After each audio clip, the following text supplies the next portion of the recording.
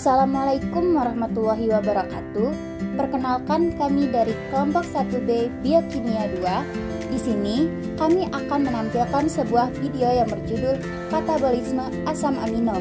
Namun, sebelum masuk ke dalam materi, ada baiknya kita perkenalan terlebih dahulu, yang dimana pertama Dea Putri Amanda, Siska Apriani Silayan, dan Inga Nurul Antasa. Tujuan: mahasiswa mampu menunjukkan sikap tanggung jawab untuk memahami katabolisme asam amino. Materi singkat. Katabolisme asam amino biasanya dimulai dengan penatusan gugus amino. Gugus amino kemudian dapat dibuang dalam sintesis urea. Kerangka karbon yang dihasilkan kemudian didegradasi untuk membentuk satu atau lebih dari 7 produk metabolisme yang mungkin asetil CoA, asetoasetil CoA, pirufat, ketoglutarat, suksinil CoA, fumarat, atau oksaloasetat. Pemutusan gugus X amino dari asam amino melibatkan dua jenis reaksi biokimia, transaminasi dan deaminasi oksidatif.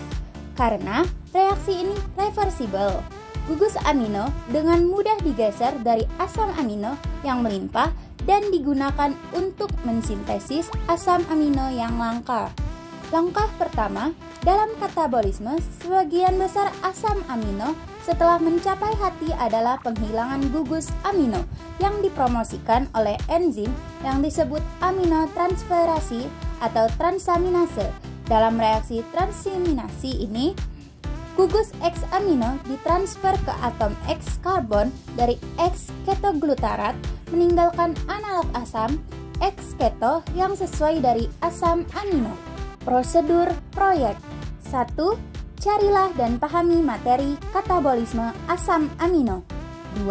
Amatilah bahan pangan di sekitar Anda yang merupakan sumber asam amino dan dokumentasikan. 3. Edit semenarik mungkin. Berikut ini merupakan kandungan asam amino pada telur. Selanjutnya merupakan kandungan asam amino pada daging ayam. Dan yang terakhir, ini merupakan kandungan asam amino pada kacang hijau. Pembahasan. Katabolisme asam alfa amino melalui jalur asetil CoA. Secara keseluruhan 10 asam alfa amino di katabolisme menghasilkan asetil CoA. Gugus ini dibagi lebih lanjut menurut apakah pirufat merupakan zat antara dalam pembentukan asetil CoA. Asam amino yang degradasinya melibatkan pirufat adalah alanin, serin, glisin, sistein, dan treonin. Asam amino dapat membentuk ketogenik atau glukogenik tergantung pada aktivitas relatif pirufat dehidrogenase dan pirufat karboksilase. Tergantung pada kebutuhan metabolisme sel, pirufat dapat diubah menjadi asetil CoA untuk dioksidasi atau digunakan untuk mensintesis asam lemak, atau dapat diubah menjadi OAA yang dapat dialihkan ke gluconeogenesis. 5 asam amino yang dapat diubah menjadi asetil CoA melalui jalur yang tidak melibatkan pirufat lain adalah lisin, triptopan, tirosin, fenilalanin, dan leusin. Gradasi semua asam amino, akhirnya ada 7 asam amino yang dipecah menjadi asetil CoA, 5 asam amino diubah menjadi alfa ketoglutarat, 4 menjadi suksinil CoA, 2 menjadi fumarat, dan 2 menjadi oksaloasetat. Selanjutnya, ada 6 asam amino yang diubah menjadi pirufat yang dapat diubah menjadi asetil CoA atau oksaloasetat. Adapun rangkuman jalur individu untuk 20 asam amino dalam diagram alir masing-masing mengarah ke titik masuk tertentu ke dalam siklus asam sitrat.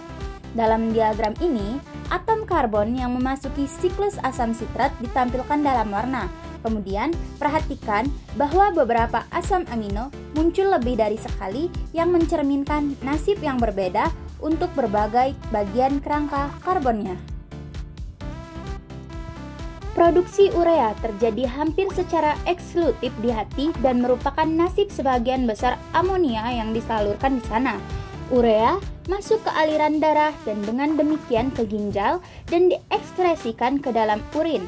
siklus urea dimulai dari mitokondria hati, tetapi selanjutnya terjadi di sitosol.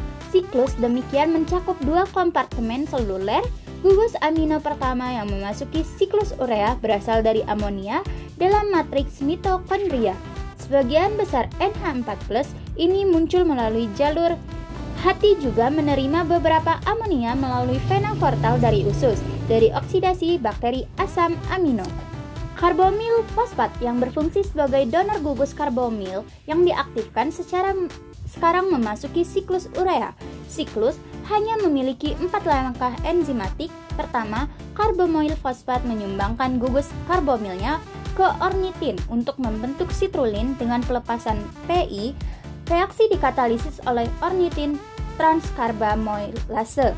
Ornitin bukanlah salah satu dari 20 asam amino yang umum ditemukan dalam protein, tetapi merupakan perantara kunci dalam metabolisme nitrogen. Ornitin memainkan peran yang mirip dengan oksaloasetat dalam siklus asam sitrat, menerima bahan pada setiap putaran siklus urea. Sitrulin yang diproduksi pada langkah pertama siklus urea berpindah dari mitokondria ke sitosol.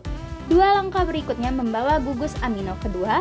Sumbernya adalah aspartat yang dihasilkan mitokondria melalui transaminasi dan diangkat ke dalam sitosol. Argininosuksinat kemudian dipecah oleh argininosuksinase untuk membentuk arginin dan fumarat bebas. Yang terakhir diubah menjadi malat sebelum memasuki mitokondria untuk bergabung dengan kelompok zat antara siklus asam sitrat. Ini adalah satu-satunya langkah reversibel dalam siklus urea. Dalam reaksi terakhir dari siklus urea, enzim sitosol arginase memotong arginin untuk menghasilkan urea dan ornitin. Ornitin diangkut ke dalam mitokondrion untuk memulai perputaran lain dari siklus urea. Siklus urea dan reaksi yang memberi gugus amino ke dalam siklus, enzim yang mengkatalisis reaksi ini didistribusikan antara matriks mitokondria dan juga sitosol. Satu gugus amino memasuki siklus urea sebagai karbomil fosfat terbentuk dalam matriks, yang lain masuk sebagai aspartat dibentuk dalam matriks oleh transaminasi, oksaloasetat dan glutamat, dikatalisis oleh aspartat amino transferase. Siklus urea terdiri dari 4 langkah. Pertama, pembentukan sitrulin dari ornitin dan karbomil fosfat. Masuknya gugus amino pertama, sitrulin masuk ke sitosol. Kedua, pembentukan argininosuksinat melalui zat antara sitrulil AMP, masuknya gugus amino kedua. 3. Pembentukan arginin dari argininosuksinat. Reaksi ini melepaskan fumarat yang memasuki siklus asam sitrat.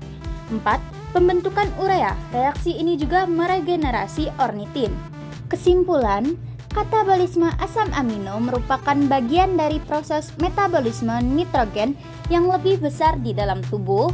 Nitrogen masuk ke dalam tubuh melalui berbagai senyawa yang terdapat di dalam makanan, tetapi kandungan asam amino yang terpenting terdapat pada protein yang berasal dari makanan. Sekian video dari kelompok kami, lebih kurang kami mohon maaf. Kami akhiri, wassalamualaikum warahmatullahi wabarakatuh.